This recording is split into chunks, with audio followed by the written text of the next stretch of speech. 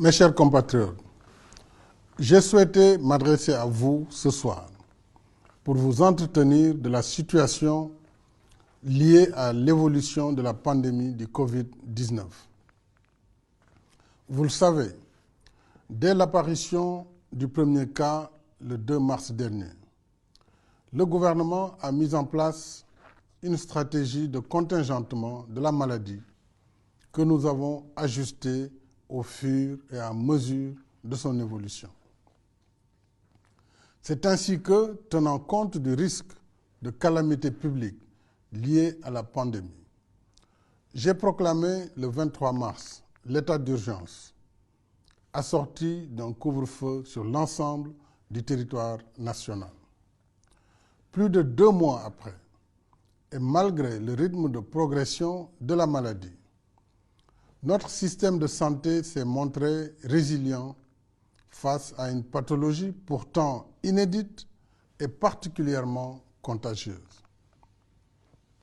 Nous le devons surtout à la compétence et au courage remarquable de notre personnel de santé.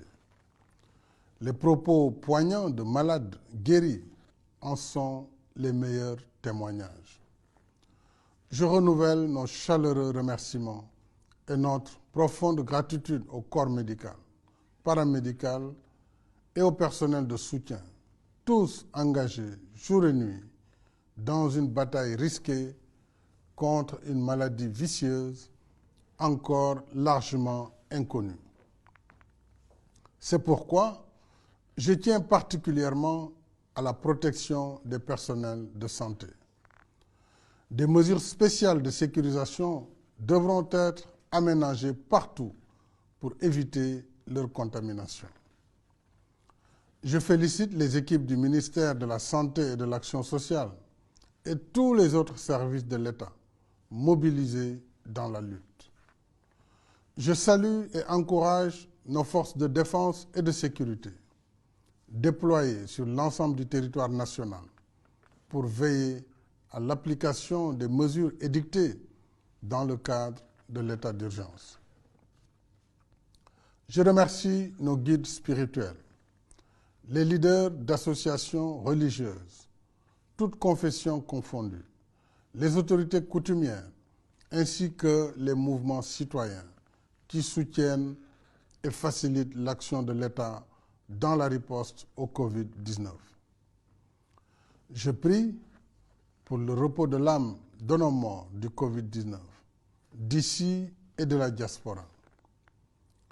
Je présente nos condoléances émues à leurs familles éplorées. Chaque deuil nous affecte profondément, surtout lorsqu'à cette souffrance s'ajoute la douleur de la distance quand le décès survient à l'étranger. Ainsi, tenant compte de la forte demande de rapatriement de corps de nos compatriotes décédés du Covid-19 à l'étranger, et sur la base d'avis motivés que nous avons recueillis en ce qui concerne les conditions sanitaires, il sera désormais possible de procéder à ces rapatriements. J'ai donc instruit le ministre des Affaires étrangères et des Sénégalais de l'extérieur, en rapport avec le ministre de la Santé et de l'Action sociale, de faciliter les rapatriements pour les familles qui le souhaitent, dans le respect des conditions sanitaires requises. Aux malades et porteurs asymptomatiques du virus, j'adresse nos vœux ardents de prompt rétablissement. J'invite chacun et chacune d'entre nous à éviter la stigmatisation des malades. Cette stigmatisation n'est pas acceptable. Le Covid-19, je le rappelle, n'est pas de ces maladies dites honteuses. Au demeurant, nul n'est à l'abri d'un virus aussi contagieux. Alors que chacun adopte une attitude digne et responsable vis-à-vis de son prochain. Mes chers compatriotes, dès l'apparition de la pandémie dans notre pays, j'ai donné instruction au gouvernement de définir et mettre en œuvre une stratégie adaptée à nos réalités économiques, sociales et culturelles. C'est pourquoi, en lieu et place du confinement, nous avons opté pour des mesures restrictives visant à limiter la circulation du virus. Grâce à ces mesures, nous avons pu couper la chaîne de transmission par voie importée et maintenir la maladie encore sous contrôle malgré son rythme de progression. Chacune et chacun de vous a contribué à cette performance par ses sacrifices et ses efforts. À ce jour, notre pays compte 1886 cas positifs, dont 715 guéris et 19 décédés. Nous avons présentement dans nos structures de santé 1151 malades sous traitement. 7182 contacts sont suivis par les services du ministère de la Santé. La carte épidémiologique montre que sur les 45 départements, 22 ne comptent aucun cas de Covid-19. Nous devons nous en féliciter et redoubler de vigilance. Aujourd'hui, après 2 mois de mise à l'épreuve, nous devons sereinement adapter notre stratégie en tenant compte, une fois de plus, de notre vécu quotidien. J'ai consulté à cet effet une équipe pluridisciplinaire d'éminents experts nationaux.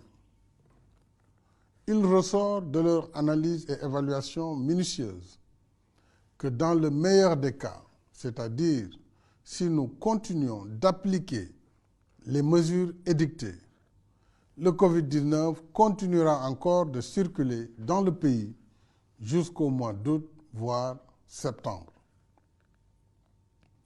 Ces projections montrent que l'heure ne doit pas être au relâchement, mais à l'adaptation, plus que jamais. L'État continuera donc de veiller à l'application des mesures de contingentement de la maladie. Mais plus que jamais, la responsabilité de chacune et de chacun de nous est engagée. Dans cette nouvelle phase qui va durer non pas quelques semaines, mais au moins 3 à 4 mois, nous devons désormais apprendre à vivre en présence du virus en adaptant nos comportements individuels et collectifs à l'évolution de la pandémie.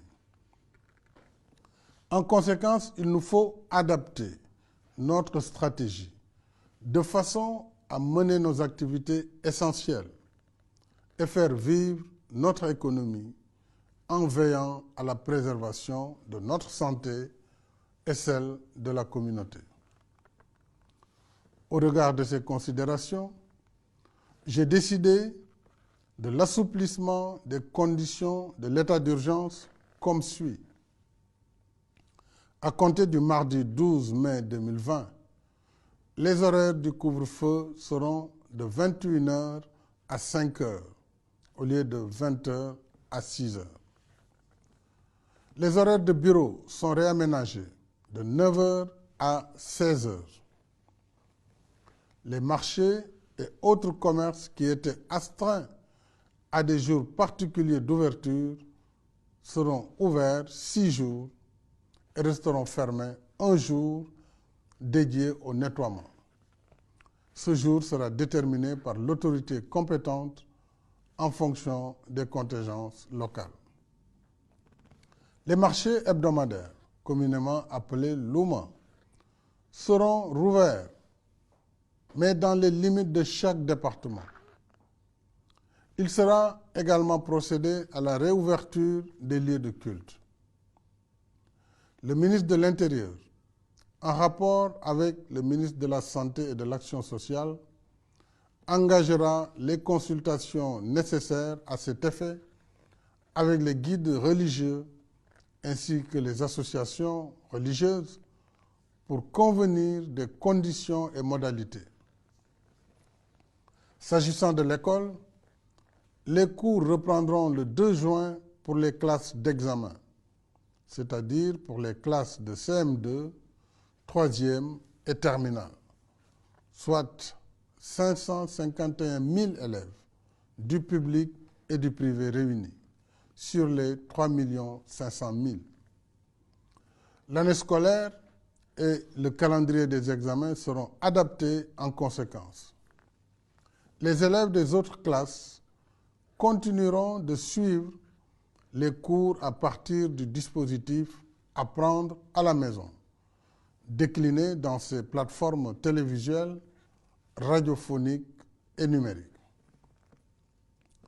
En ce qui concerne l'université, le ministre en charge de l'enseignement supérieur poursuivra les concertations avec les différentes académies pour aménager les enseignements à distance.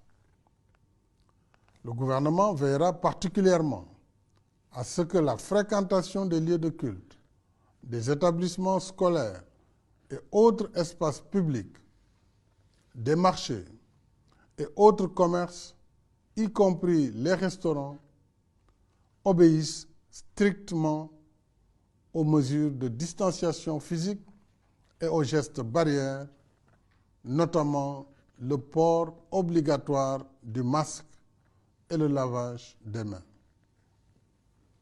Partout, le respect de ces conditions est essentiel pour éviter des risques de contamination. Le gouvernement y veillera de près et prendra, le cas échéant, toutes les mesures appropriées afin de prévenir la propagation du virus.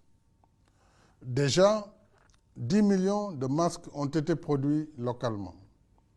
Ils seront distribués dans les écoles, les lieux de culte, les marchés et les transports publics.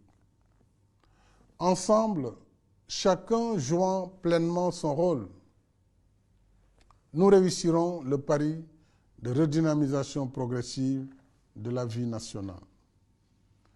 Dans le même esprit, avec l'hivernage qui s'annonce, j'ai demandé au gouvernement de prévoir les assouplissements nécessaires au transport public afin de permettre aux travailleurs agricoles de rejoindre leur localité. C'est le lieu pour moi de remercier nos guides religieux, musulmans et chrétiens, pour leur pleine participation à notre combat commun contre le Covid-19. Je compte sur leur soutien continu pour l'application des mesures d'adaptation dans cette nouvelle phase que nous engageons. Je remercie les parents d'élèves, les enseignants, personnel d'encadrement et les partenaires sociaux. Tous restent actifs dans la gestion de cette crise majeure qui affecte aussi l'école. Je remercie également le secteur privé et les syndicats de travailleurs pour leur résilience dans ce contexte si particulier. Mes chers compatriotes, alors que nous faisons face à une crise sans précédent, je suis heureux de constater que loin de céder à la résignation, nous puisons chaque jour dans le génie créateur de notre peuple les ressources nécessaires à notre résilience commune. Je pense à toutes ces initiatives locales qui fleurissent face au Covid-19. Je pense aux tailleurs qui confectionnent des masques, aux étudiants, enseignants et chercheurs qui fabriquent des gels hydroalcooliques, qui inventent des robots, des respirateurs artificiels et des machines à laver les mains. Je pense aux concepteurs de plateformes de commerce électronique et aux livreurs qui offrent leurs services pour nous éviter des déplacements propices au risque de contamination. Toutes ces compétences et ces savoir-faire locaux nous parlent pour nous dire que rien ne peut épuiser la force mentale d'un peuple résolu à affronter les épreuves et maîtriser son destin.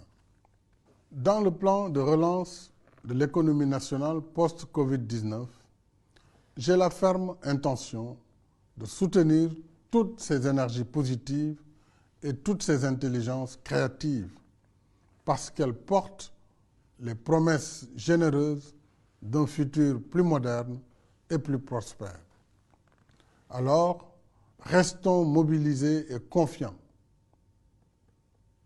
mes chers concitoyens.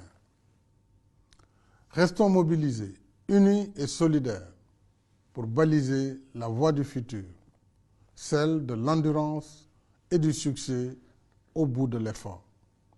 Bonsoir.